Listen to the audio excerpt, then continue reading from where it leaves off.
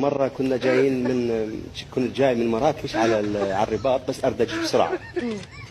كان يعني تسجيل وهذا، فقالوا كاظم أحسن شيء بالطيارة تعال. فأنا رحت، أنا عبالي طيارة يعني تطير وتنزل نص ساعة ربع ساعة. فأول ما جيت على الطيارة لقيتها هاي ما كل ترش تقتل الحشرات، ايش يسموها؟ ايوه هاي الطيارات هاي والله ترش مبيدات حشريه وما اي ترش الهاي. اول ما شفتها شنو هاي؟ قال تعال تعال تعال حبيبي تعال اصعد. صعدنا ماكو كاب، بس الطيار هو وحده وانا جنبه.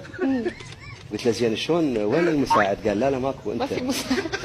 يعني لو صار له شيء انت كمل. اي والله العظيم. بعدين طرنا ما يطير عالي ناصي. قلت له انت ما تطير عالي؟ قال لا مو حتى انا امشي على السكه مال القطار.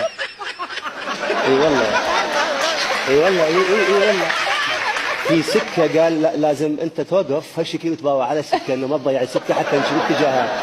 قال ما في كمبيوتر والله العظيم. قال لي ما في عندي يعني الجهاز ما في لا كمبيوتر ولا كل شيء. فانا شو اسوي كل شويه لا اطلع يمين شويه.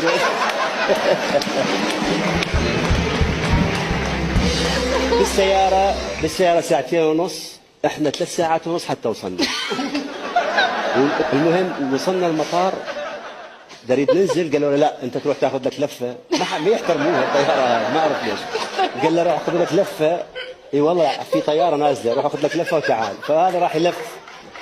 لفينا ما ادري ايش قد.